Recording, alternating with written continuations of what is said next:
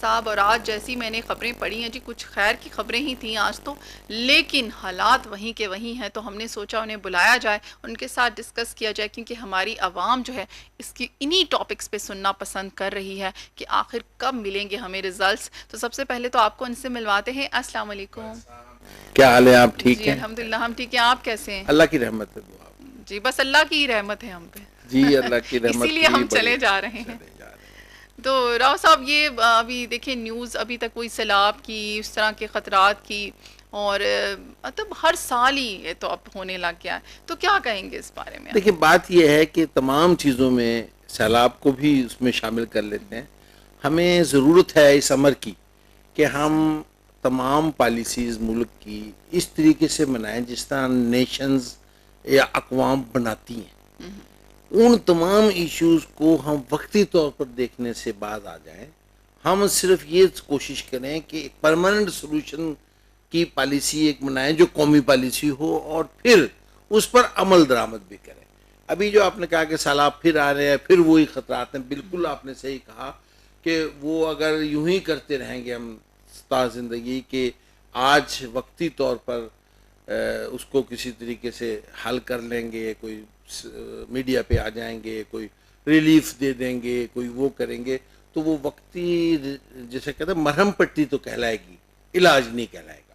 علاج کے لیے لازمی ہے کہ آپ تمام منصوبہ بندی، ابھی ہم سیلاب کو لے لیتے ہیں، میں تو کہتا ہوں کہ باقی ایشوز بھی ہمارے ملک کے اسی طریقے سے حل کرنے والے ہیں. اب سیلاب کے لیے آپ کو پتہ ہے نمبر 1 کہ یہ کوئی جسے کہتے ہیں نا اچانک افتاد نہیں آ پڑی. کوئی ایسے نہیں کہ بھی ہمیں معلوم نہیں تھا، پہلے سے معلوم تھا کہ 60% سے زیادہ بارشیں ہوں گی.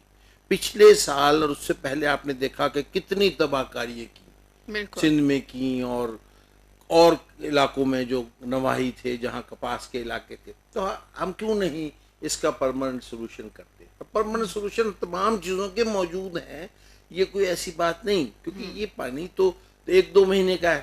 ہم نے اوپر سے سٹارٹ کر کے، ڈیمز سے سٹارٹ کر کے نیچے کی سطح تک بھی کہیں اس کی 2 ہی چیزیں ہیں. سیلاب کو یا آپ اسے اگر پانی کو کہیں جمع کر سکتے ہیں اس کا حل چاہیے، یا گزرگاہ چاہیے کہ وہ گزرتا چلا جائے ان سیف راستوں سے اور جا کر سمندر میں گر جائے. 2 ہی راستے ہیں نا بالکل اس ایسے. سیلابی صورتحال سے نمٹنے کے. شہروں میں بہت آسان ہے، یعنی یہ میں باتیں جو کر رہا ہوں یہ 70-75 سال پچھلی کر رہا ہوں، کہ نکاسی آب کا سسٹم ایسا ہو کہ جیسی بارش ہو، بہت زیادہ اوور بارش ہو، تو وہ جلدی سے جلدی آؤٹ ہو جائے. اب ہم یہاں اس وقت اسلام آباد میں، یہاں اللہ تبارک تعالیٰ نے وہ سسٹم کیا ہوا ہے کہ جو پہاڑی علاقے ہیں وہاں تو خود بخود بہاؤ ہے، لیکن میدانی علاقے میں تو پانی کھڑے ہونے کا بڑا احتمال ہوتا ہے. تو ہمیں کوئی مسئلہ نہیں، ہم جہاں جہاں پانی بہنا ہے، اور سب کو پتا ہے کہ یہ اس طریقے سے یہاں جمع ہو کر یوں گزرتا ہے.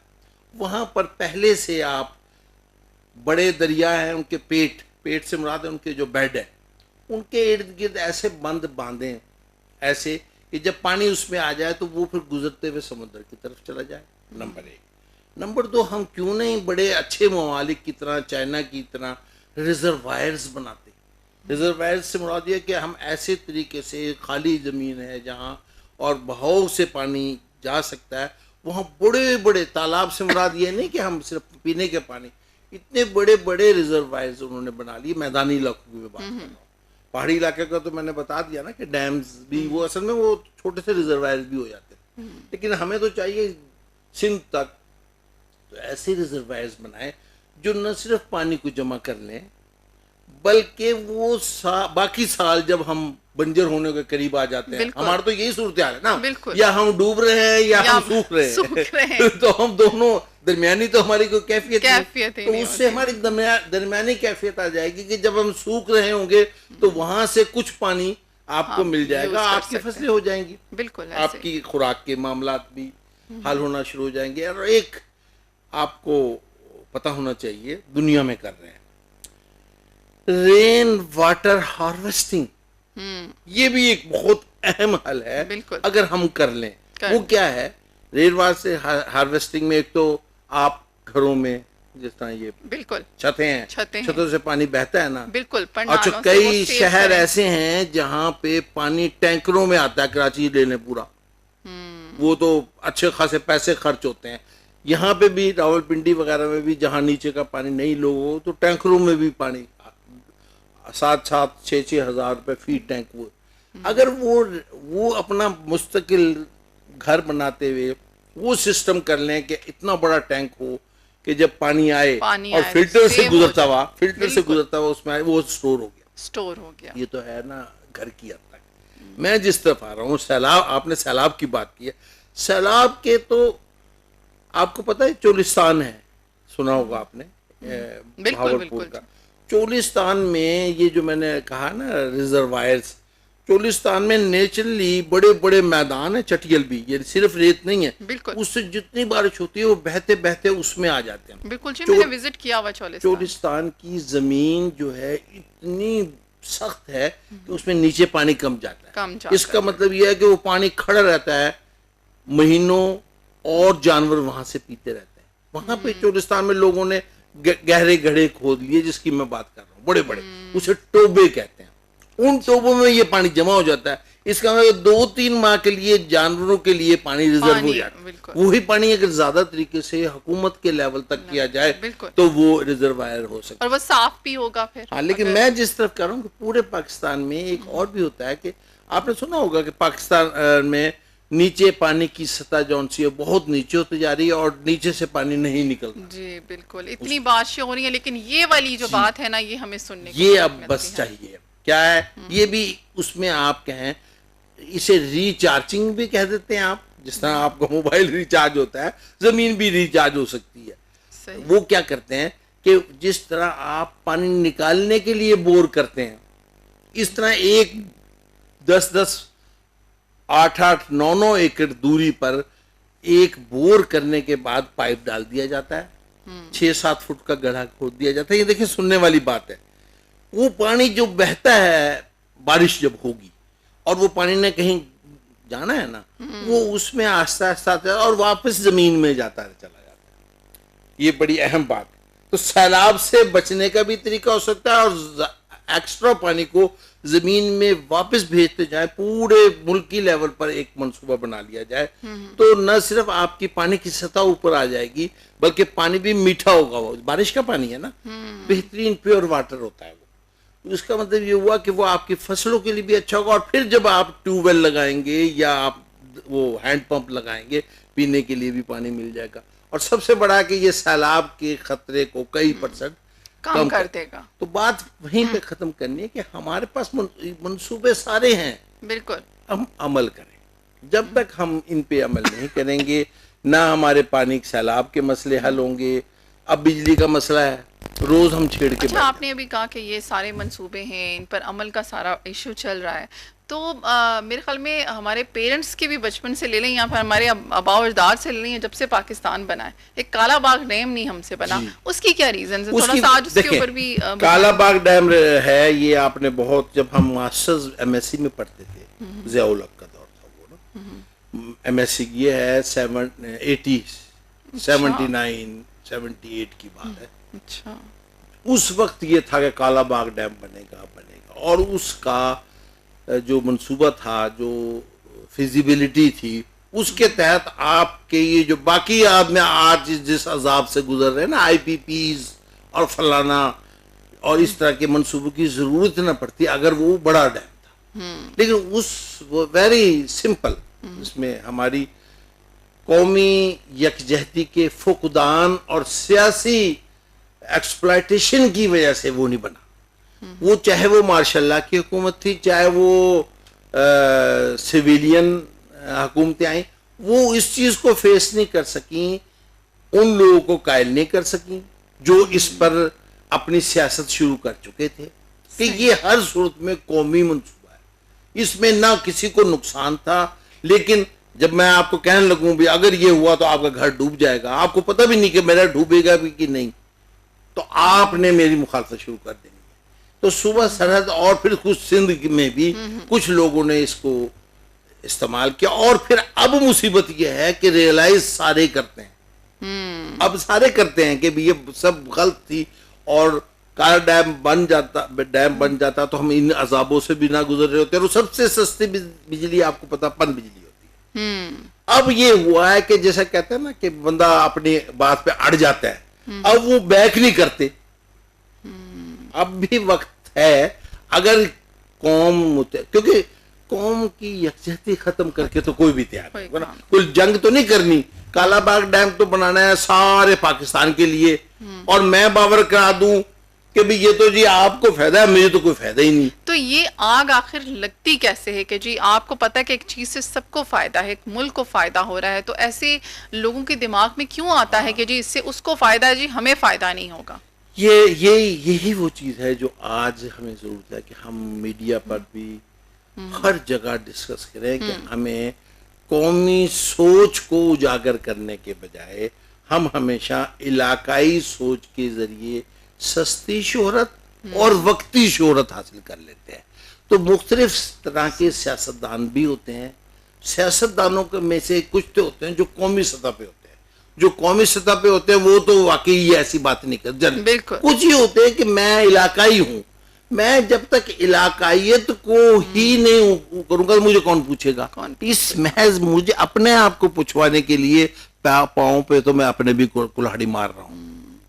ٹیکنیکلی میں تو قوم کا حصہ ہوں نا، اگر قوم پیچھے جا رہی ہے تو میں اپنے بھی، لیکن میں اپنے وقت تو یہی ہوتا ہے کہ جہاں اس طرح کی سوچیں جنم لیتی ہیں وہاں لوگ ایکسپیکٹ کرتے ہیں، اور اب آگے چلتا ہوں میں، دشمن بھی اس چیز کو یوز کرتا ہے، یعنی وہ لوکلی نہیں ہوتے صرف، بلکہ دشمن بھی یوز کرتا ہے۔ اس کو تو موقع چاہیے نا، موقع نہیں، وہ اس نے تو وہی ویک پوائنٹ شروع کرنے ہیں نا جانسن۔ اب ہم ہٹ جائیں گے، گو یہ اس سے ریلیٹڈ ہے، ہماری قومی یکجہتی سے بھی ریلیٹڈ ہے اور قومی ترقی سے بھی ریلیٹڈ ہے۔ پچھلے دنوں آپ نے نوٹ کیا ہوگا کہ بلوچستان میں دہشت گردی کا بڑا سنگین واقعات، بالکل، اور دہشت گرد تھے، دیکھیں ویری سمپل، وہ دہشت گرد تھے، وہ پاکستانی نہیں ہو سکتا، وہ بندہ جو ملک کے خلاف کام کرے وہ پاکستانی ہے ہی نہیں، کلیئر کریں اس بات کو کہ وہ ایک کرائے کے لوگ تھے، لیکن انہوں نے ایکسپلائٹ کرنے کی کوشش کیا کی کہ جی یہ کوئی بلوچی اور نان بلوچی کا مسئلہ ہے، حالانکہ بلوچستان کے وزیر اعلیٰ کو میں سن رہا تھا کل پرسوں، بڑی پیاری پاکستانی والی بات کہ یہ دہشت گرد ہیں، یہ بلوچی نہیں ہو سکتا، کیونکہ بلوچی تو پاکستانی ہے نا۔ آپ بتائیں ایک بلوچی اپنے بلوچ کو کیسے اتنا نقصان، اپنے لوگوں کو کیسے اتنا مار سکتا ہے؟ اور بلوچ نہیں، یہ لفظ بھی ختم کریں، ہم اس لفظ کو ختم کریں، پاکستانی ہے، جی پاکستانی ہے۔ میرے لیے اب یہاں پہ اتنے بلوچی ہیں، میرے لیے اتنے ہی عزیز ہیں جتنے کوئی پنجاب کے، خیبر پختونخوا کے یا سندھ کے لوگ ہیں، اس لیے کہ وہ پاکستانی ہیں۔ اس چیز کو اجاگر کرنا بھی چاہیے اور ہے بھی، لیکن بات آپ نے جو کی، وہ لوگ جو اپنے ایکسپلائٹ کرتے ہیں وہ تو کرتے ہی ہیں، لیکن بیرونی جو طاقتیں ہیں، اب یہ میں اور بیرونی ایجنسیز وہ اس چیز کو اجاگر کر رہی ہیں۔ تو شو وہ کیا گیا، لیکن پیمنٹ پر کرائے کے قاتل، انہیں کرائے کے قاتل یا دہشت قاتل تو ایک آدمی کو مارنا ہوتا، دہشت گردی کر رہے ہیں۔ اب ایک پالیسی، اب آپ آتے ہیں کہ پالیسی کیا ہونی چاہیے؟ پالیسی یہ ہونی چاہیے کہ ایسے کسی بھی عنصر کو جو بیرونی ملکوں کے بلکہ سیدھے سے دشمنوں کے ہاتھوں میں کھیل کر ہمارے ساتھ اس طرح کی چیزیں پیدا کرے گی، بعد میں بھی تو نقصان دے گی نا۔ نفرت کس کے خلاف پیدا کرنا چاہ رہے ہیں؟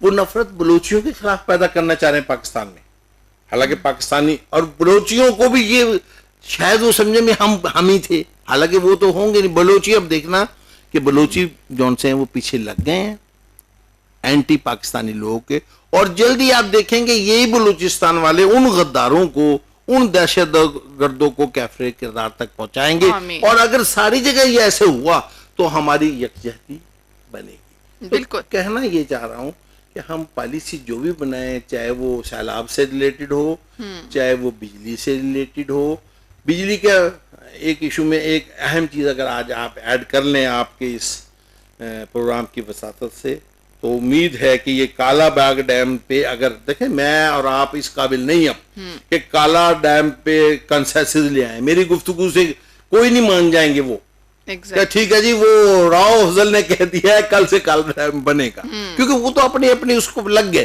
ہم کہتے ہیں اسٹاپ دس, اس پہ تو جتنا پیسہ ضائع کرنے کے بجائے اب میں آپ کو پالیسی بتاتا ہوں اگر کر لیں.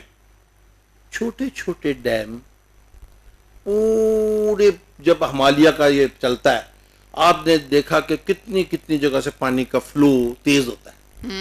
ہمیں آپ کو پتا ہے یہ پانی سے بجلی تو نہیں نکلتی. صحیح. یہ کس لیے ضرورت ہے ڈیم کی؟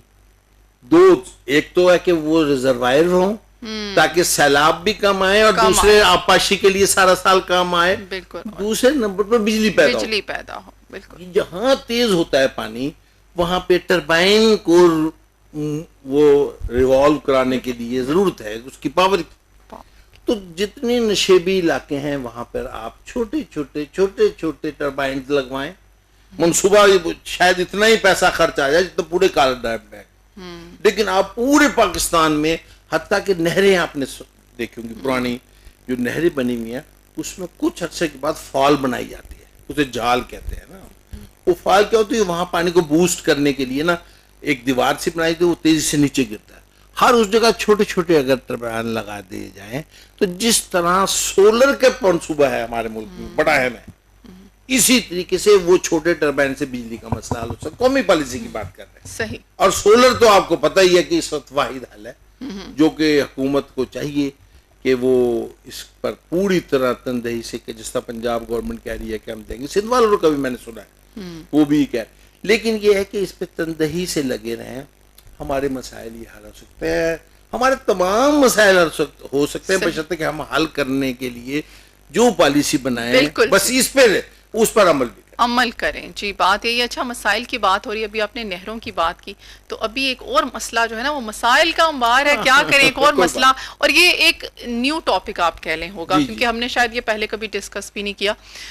آپ لاہور اگر جائیں تو پہلے نہریں ہوتی تھیں, صاف بہہ رہی ہوتی تھیں, خوبصورت نہریں ہوتی تھیں. اب اتنی سوسائٹیز بن کے ان کا جو سیویج سسٹم ہے وہ اس میں کر دیا ہے اور آپ کو نظر آ رہا ہوتا ہے. اور اتنی گندی ہو رہی ہیں ہماری نہریں, وہ تو کہیں سے صاف نہیں رہی. تو اور وہی پانی جو ہے اب گھروں کو جا رہا ہے واپس, اسی میں وہ. آخر اس سسٹم پہ کیوں نہیں کام ہو رہا؟ ابھی ہمارے اسلام آباد کا حال بھی اسی طرح ہوا. یہ جو ہماری سٹریمز تھی اب نالے بن گئے گندے. تو اب وہاں پر تو وہ تو بڑی بڑی نہریں ہیں, دیکھیں وہ تو ہمارا ایک کہہ لیں ملک کا ثاثہ ہوتی ہیں یہ چیزیں.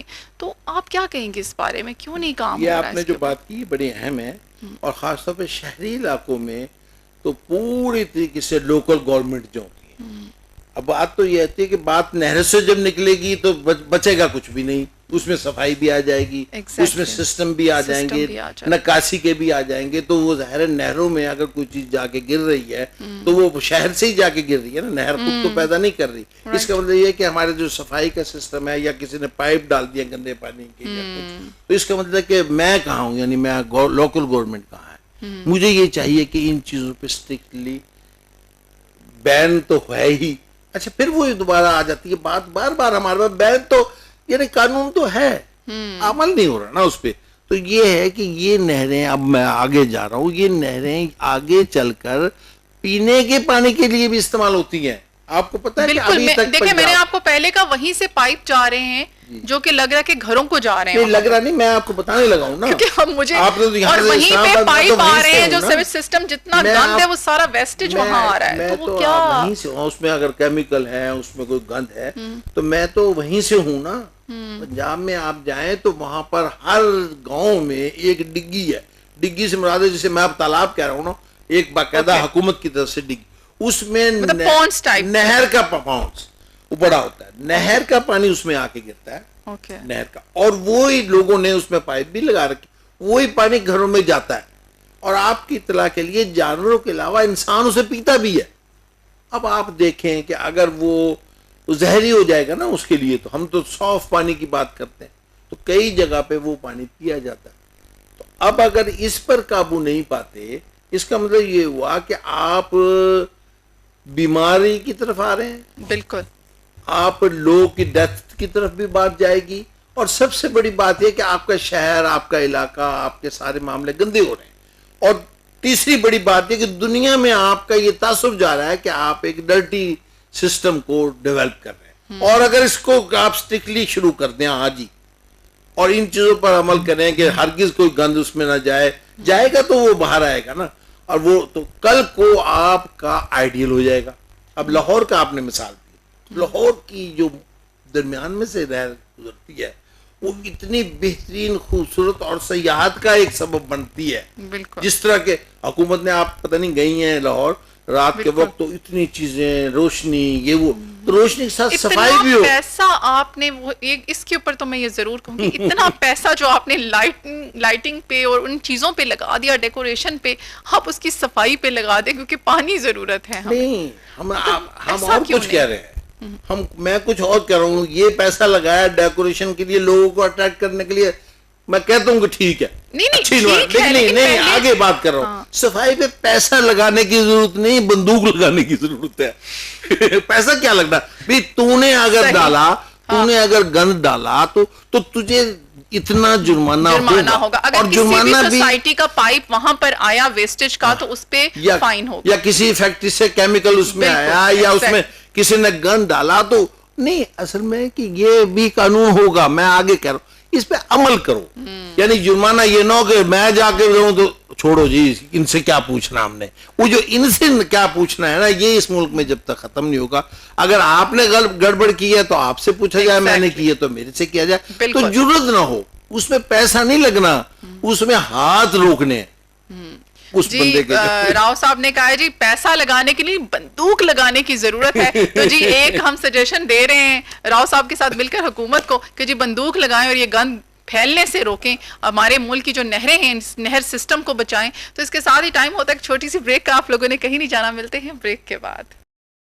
Welcome back. جی ہم بات کر رہے تھے مسائل پر, اور مسائل اتنے زیادہ ہیں کہ کیا کہیں. جی تو ایک بجلی جو ہو رہی ہے راؤ صاحب, اس کے اوپر بات کرتے ہیں کہ جو ریلیف ملا ہے, یہ صرف ایک تو 2 مہینے کا ملا, اوپر سے یہ صرف پنجاب میں ملا. اب مجھے بتائیں بیچارے باقی لوگ کیا کریں. اچھا, اور ایک اور بات, سندھ حکومت نے ریلیف دیا ہے جی سولر سسٹم دیں گے, پنجاب حکومت نے ریلیف دیا ہے کہ 2 مہینے کے لیے ہم اتنے یونٹس پہ چلیں, وہ آپ کو آسانی دیں گے, کم کر دیں گے اس کے اوپر جو بھی ہے.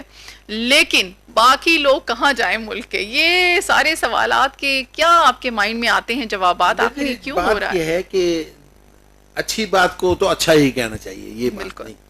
بات یہ ہے کہ وقتی ریلیف میں اور پرماننٹ پالیسی میں بڑا فرق ہوتا ہے.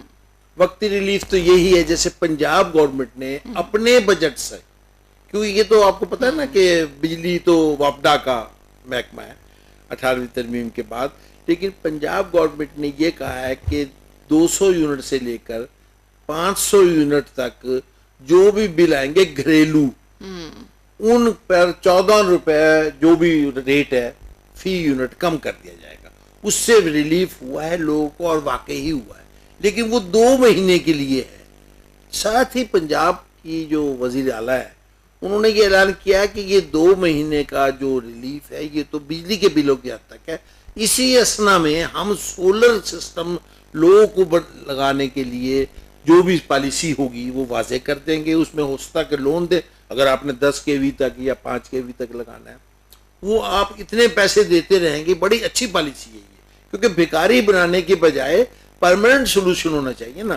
تو اگر آپ کو سولر سسٹم کے لیے دے دیا جائے کہ آپ 10 kV کا لگائیں اور 25-30 ہزار روپے ماہانہ آپ قسط ادا کرتے رہیں, تو آپ بھاگ کے تیار ہو جائیں گے, کیونکہ آپ کو 1,00,000 کا بل آ رہا ہے. جب لاکھ, یہ ہے کہ یہ تو پالیسی اگر اس پر پورا عمل, اگر تو ہر جگہ لگاتے رہے نا, کہ اگر عمل درآمد ہو تو یہ بہترین پالیسی ہے پنجاب کے لیے. سندھ حکومت نے بھی سولر سسٹم دیے, لیکن وہ چھوٹے چھوٹے ہیں, وہ 50,000, اس کا مطلب 1-2 پلیٹ جس سے ایک پنکھا چل جائے, وہ بھی بری بات نہیں, اچھی چیز اچھی ہے, وہ بھی اسی چیز کو ایکسٹینڈ کر سکتی ہے. اب آپ کا سوال ہے کہ باقی کیا کریں, تو یہ 18ویں ترمیم کے بعد زیادہ تر پیسے جو چلے جاتے ہیں وہ پروینشل گورنمنٹ کی ثوابدید پہ ہوتا ہے.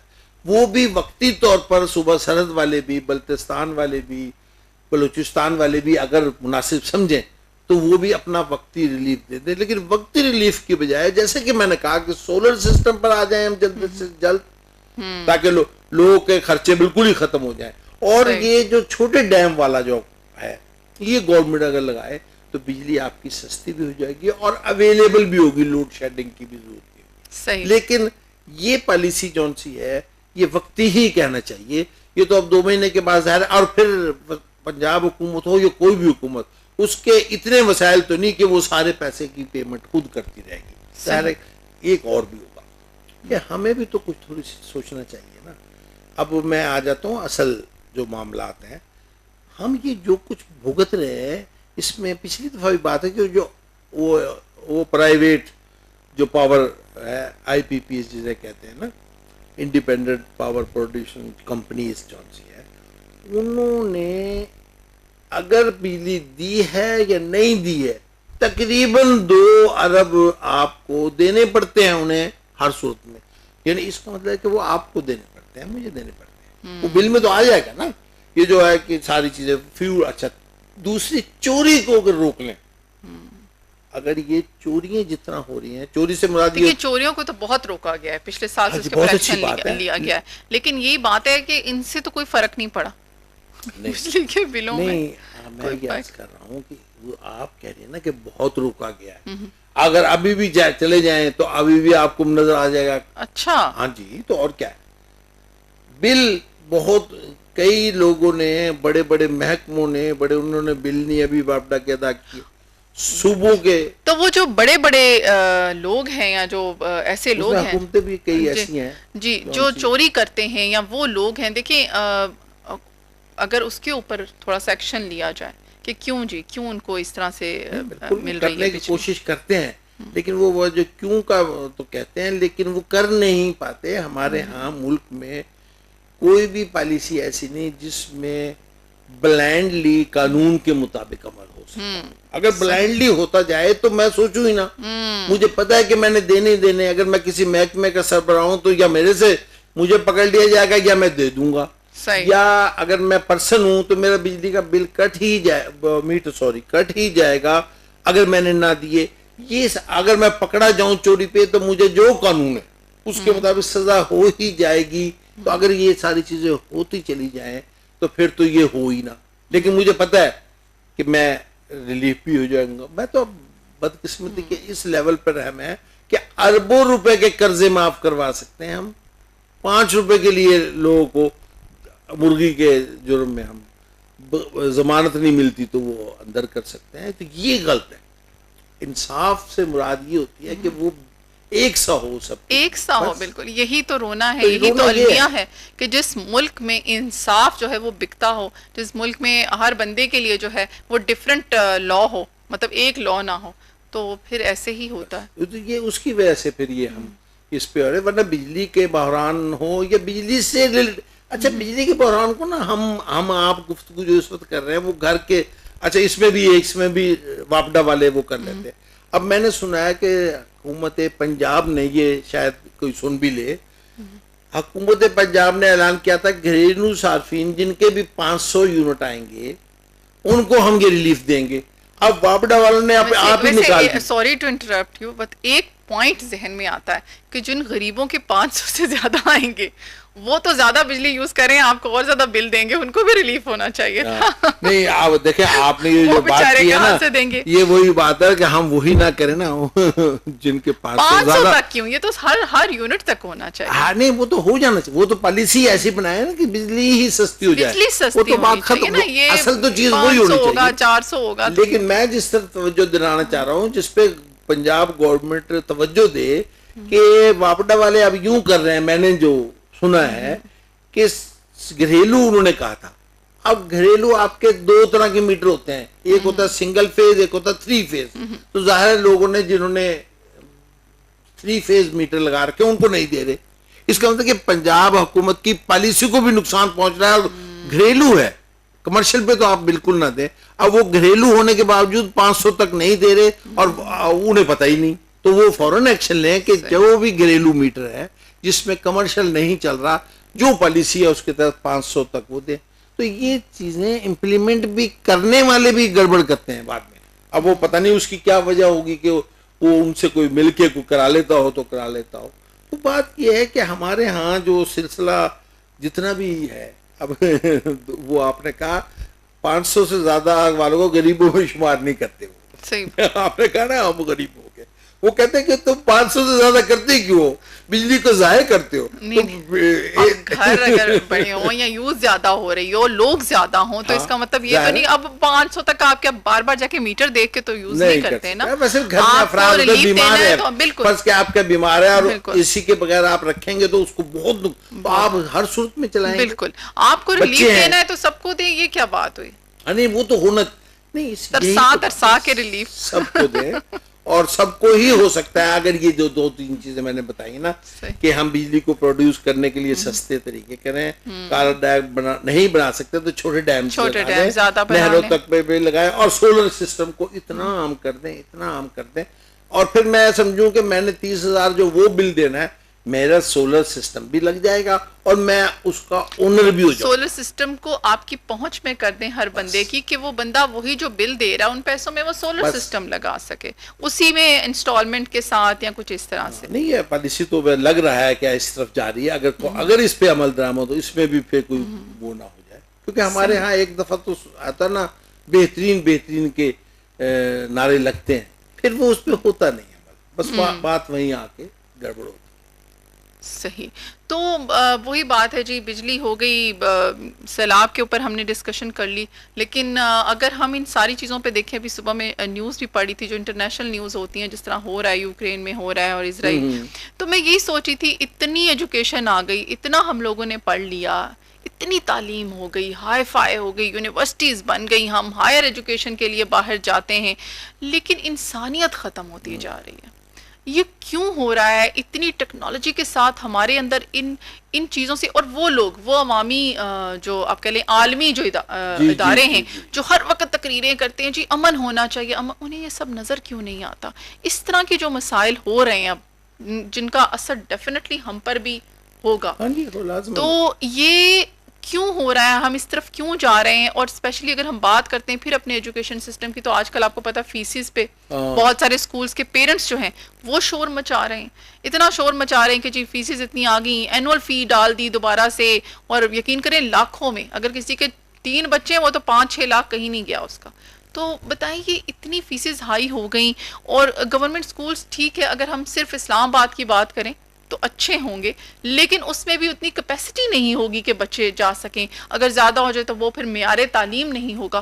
تو کیا کہیں گے آپ اس پہ؟ 2 آپ نے سوال کیے, 2, ایک بین الاقوامی لیول کی بات ہے, ایک یہ ہمارے پاکستان. بس جی جو دماغ میں آ رہا ہے کہ کیا مسائل, لیکن پہلی جو میں تو پہلی کو بھی میں سمجھتا ہوں کہ سب انٹرلیٹڈ, جیسے ابھی ہم نے بات کی کہ دوغلی پالیسی کا ہمارا ایک کنسیپٹ ہے, تو ڈبل سٹینڈرڈ عالمی سطح پر بھی اتنے ہی ہیں جتنے ہمارے ہاں کہ فلاں پہ قانون نافذ ہوگا, فلاں پہ ایگزیکٹلی. اب اقوام متحدہ نامی ایک چیز جو بنی ہے, جس کا آج تک مجھے مقصد ہی سمجھ نہیں آیا, وہ اس لیے کہ وہ پہلے تھی ایک نیشن, لیگ آف نیشن, وہ بھی یوں ہی تباہ ہوئی جب عالمی جنگیں ہو گئی, وہ قابو نہیں وہ ہے کہ وہ تکڑوں کے لیے کچھ نہیں ہے, وہ کمزوروں کے لیے. اب ٹیکنیکلی یہ جو اقوام متحدہ ہے یہ وہی صورت اختیار کرتی جا رہی ہے کہ تکڑوں پر یہ کچھ نہیں کر سکتی, اور چھوٹوں پر یہ چڑھ دوڑتے ہیں بغیر اس کی قرارداد کے. بھی حملے ہوئے آپ کے سامنے ہیں, یہ جو واقعات ہوئے ہیں اپنا افغانستان کے, عراق کے, لیبیا پہ جو ہوئے ہیں, وہ اس اقوام متحدہ کے ہوتے ہوئے, اور یہ جو اب ہو رہا ہے اس میں بھی ایک قرارداد تو منظور ہوئی تھی کہ بند کرے گا اسرائیل, نہیں کی اس نے. وجہ یہ ہے کہ بڑی طاقتیں وہ جن کی اجارہ داری ہے, وہ جس طرح ہمارے ہاں بڑے سیاسی یا پیسے والے لوگ ہوتے ہیں دنیا میں طاقت کے حساب سے بڑا گنا جاتا ہے, وہ بڑے لوگ جو ان سے اسرائیل کے حمایت میں ہونے کی وجہ سے وہ بالکل پروٹیکٹ کر رہے ہیں اس کو, بجائے اس کے کہ اس کو سنب کریں. تو یہ جنگ بھی بند نہیں ہو رہی, غزہ کی میں بات کر رہا ہوں, فلسطینی معاملات, اسی طریقے سے کسی بھی اقوام متحدہ کی اس پر عمل درآمد. آپ دیکھیں کشمیر کا معاملہ ہے, کشمیر کا معاملہ اصولاً اقوام متحدہ ہی کی وجہ سے حل نہیں ہو رہا, میں تو یہ کہوں گا, کیونکہ اگر یہ جو ساری اقوام ہیں اگر ان کے ایک سٹینڈرڈ ہو تو یہ انڈیا کو مجبور کر چکے ہوتے کہ وہ ثواب رائے کرائے, ان کی رائے لے اور ختم ہو, جو کہ انہوں نے خود قرارداد منظور کی تھی اقوام.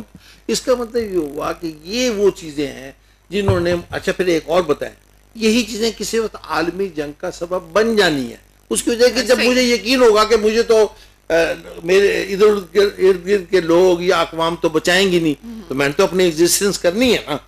تو بس اگر میں تکڑا ہوں گا تو بچ جاؤں گا, نہیں تو پھر مجھے میرے پیچھے لگ جائیں گے.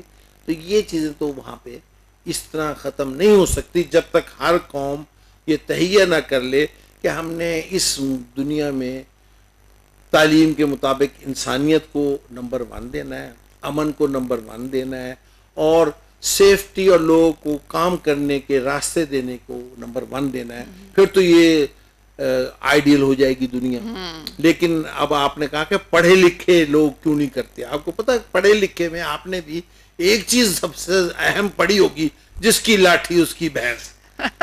وہ قانون ہے جو میرے خیال میں نہیں بدلے گی. میرے خیال میں ساری ایجوکیشن میں ہم اسی پہ بلیو کر لیتے اور یہی کرتے ہیں. یہ اس پہ ہی ہو رہا ہے, نہیں ہو رہا ہے. اب آتے ہیں ادھر اسکول سسٹم کی. آپ نے فیسوں کی بات کی. دیکھیں بات یہ ہے, یہ بھی سارا اس لیے ہو رہا ہے کہ اس ہمارے ہاں یہاں پہ بھی ڈبل سٹینڈرڈ ہے.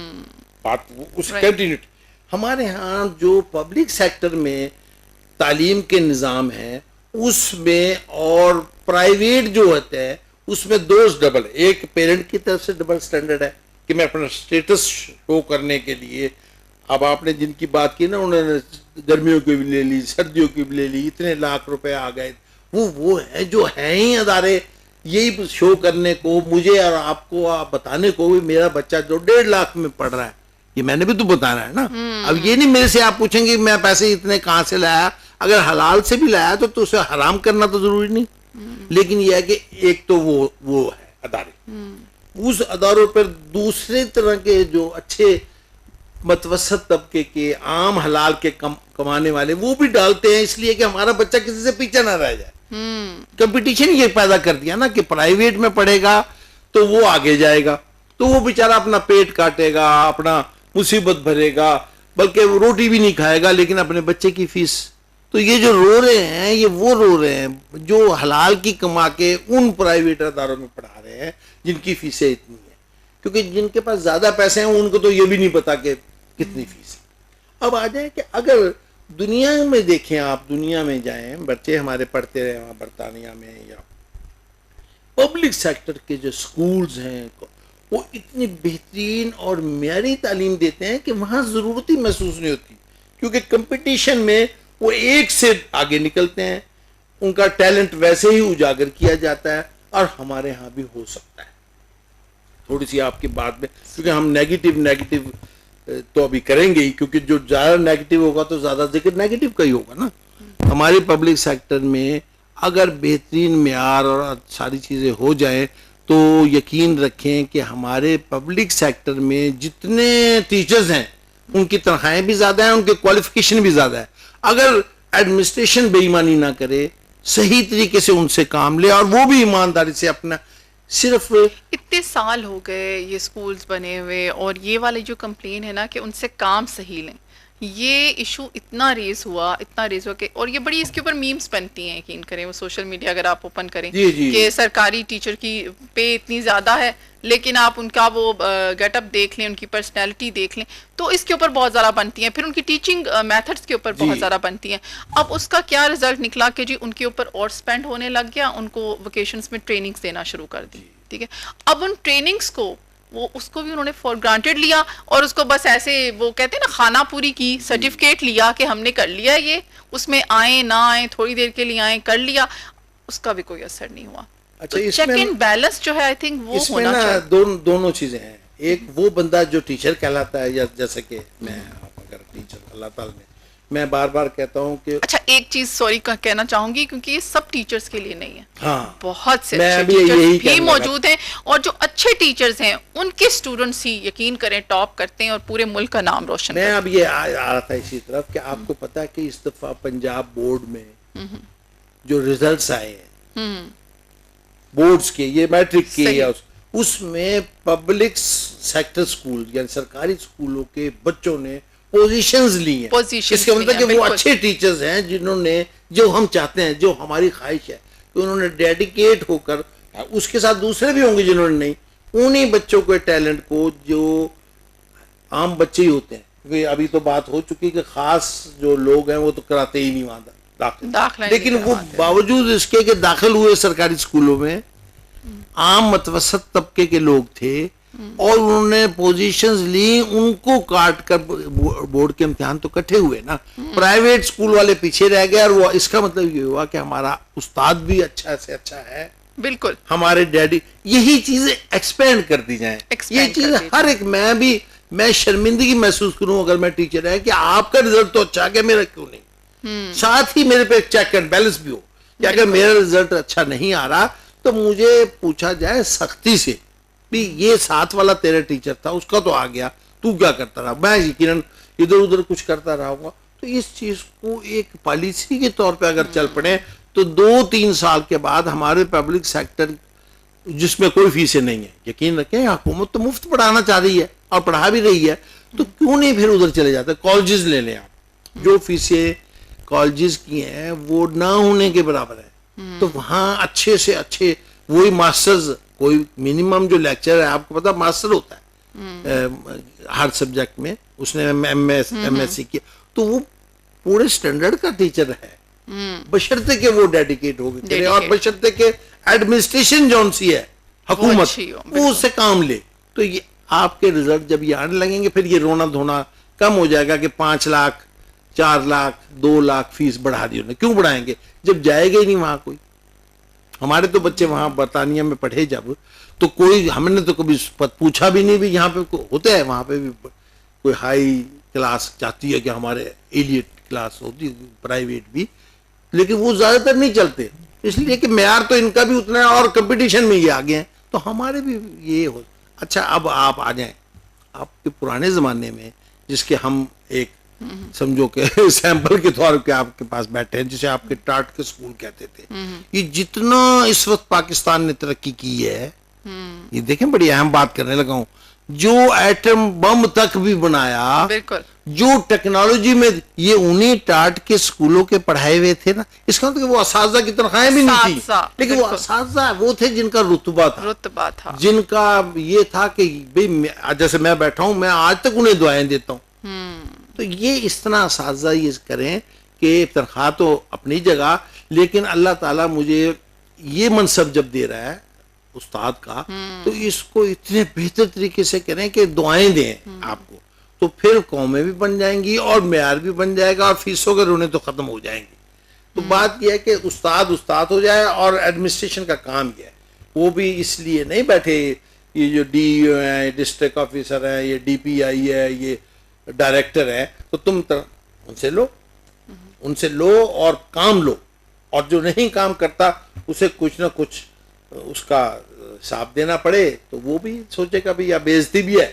ایک تو اسٹوڈنٹ جا کے گھر کہتا ہوگا نا فلاں استاد نہ لایا کہ وہ پڑھاتا نہیں ہے, تو آپ یار تمہاری کیا زندگی ہے کہ ٹیچر کو جا کر عزت کا, ورنہ ایک وقت ہوتا کہ میرے ٹیچر نے یہ کہا ہے. اسٹوڈنٹ کو یہ کرو کہ میرا ٹیچر جو کہتا ہے وہ سب سے اچھا ہے, اسے وہ باور کرانے کے بجائے اسٹوڈنٹ ہی کہا کہ یہ ہمارا ٹیچر تو پڑھاتا بھی نہیں ہے, تو آپ اپنی بےعزتی خود کروا رہے ہو. یہ بھی نہ کریں. تو یہ چیزیں 2-4 ایجوکیٹ کریں. ٹریننگ اچھی ہے یہاں, بالکل یہ لوگ کراتے ہیں ٹریننگ. زبردست جی راؤ صاحب, وہی بات ہے, ہمیشہ کی طرح آپ کے ساتھ گپ شپ ہوئی اور بڑا اچھا لگتا ہے جی. اس طرح کے ٹاپکس جو ہیں لوگ چاہ بھی رہے ہیں آج کل ان کے اوپر بات ہو, ان ایشوز پہ بات کی جائے, ان کی آواز جو ہے, عوام کی آواز جو ہے وہ کسی بھی ذریعے سے, چاہے وہ الیکٹرانک میڈیا ہو چاہے سوشل میڈیا ہو, اس کے ذریعے جو ہے حکومت تک پہنچے. اور ہم نے آج بھی پوری کوشش کی ہے, اپنی طرف سے تو بات کریں نا, بالکل پوری کوشش کی ہے جی. امید ہے کہ ان تک کچھ نہ کچھ تو پہنچا ہوگا, کچھ نہ کچھ تو وہ کریں گے. اور اسی طرح جی ہمارے ملک کو اللہ تعالیٰ قائم و دائم رکھے اور سلامت رکھے. بہت ساری دعاؤں کے ساتھ اجازت چاہیں گے. اللہ حافظ.